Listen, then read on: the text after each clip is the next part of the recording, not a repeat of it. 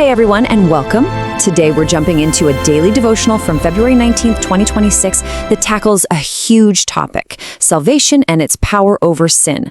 The main idea here is that salvation isn't just a one-time thing, but this amazing ongoing victory in our daily lives.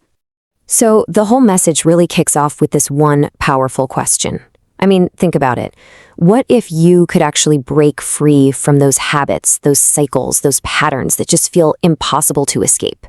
This is the core problem that the source is getting ready to solve. And boom, here's the central promise right from the book of Romans. This one verse is basically the thesis statement for the entire devotional. The source uses this as the absolute foundation for its whole argument, suggesting a total shift in how a believer can relate to sin. Okay, so to really appreciate the solution, we first have to get a clear picture of the problem as the source sees it. And it has a name for it: sin's dominion. The text describes this state as being caught in a loop. It's this feeling of being enslaved, where even when you try your hardest with all your willpower, you find yourself repeating the exact same behaviors you want to stop. It's the feeling of being completely and utterly trapped. So if that's the problem, what's the solution? Let's get to the good part. The source presents a really definitive answer to this state of enslavement. This comparison right here just lays it all out, doesn't it? The devotional talks about these two states like they're totally different operating systems for life. On one side, you've got life under the law, which it says is basically being enslaved by sin. But on the other side, you've got life under grace, which means freedom from sin's power. Now, this is where it gets really, really interesting, because the source completely reframes what grace means. It makes it clear that this isn't just about being forgiven for past mistakes. It defines grace as an active, supernatural empowerment from the Holy Spirit that gives you the actual ability to live differently. It's a game changer. So if grace is the power source, what's the mechanism? How does this amazing transformation actually happen in a person's life, according to the text? The text doesn't just leave this as some abstract idea. It gives us a case study, the Apostle Paul.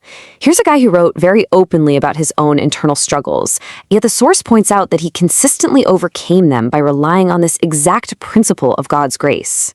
And here are the practical, day-to-day instructions. It's laid out as a three-part process. First, continually submit to God. Second, meditate on His Word, really let it sink in. And third, actively choose to walk in obedience. This is what living under grace looks like in practice. All right, so you do all that. What's the payoff? The so what? Let's look at the practical results. What does the source say the outcome will be? It calls it living in daily victory. And here's the crucial point. This whole concept is meant to have very real-world consequences.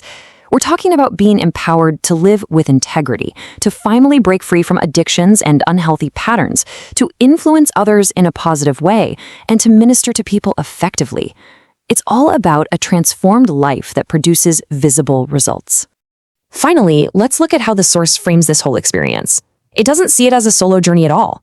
Instead, it's something that's deeply connected to a larger community and a shared mission. So it turns out, this devotional is actually part of a larger organization called the Ambassadors Elite World Outreach. And this table shows exactly how they invite people to join their mission, which they call Operation 500 Million Souls for Christ.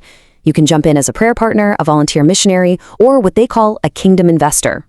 And to support people on this journey, they're using technology in a big way. They've built this entire ecosystem of online communities, everything from midnight prayer meetings on WhatsApp to podcasts on Telegram and even channels on TikTok and YouTube. It's all designed to help people stay connected and empowered together. So in the end, it all comes back to this. The devotional gives us a really clear thesis. Salvation is a definitive break from sin's control, enabling a victorious life. And that leaves us with a pretty big question to ponder, doesn't it? What could this idea of a life that's truly empowered to overcome its own destructive patterns, what might that look like in our world today?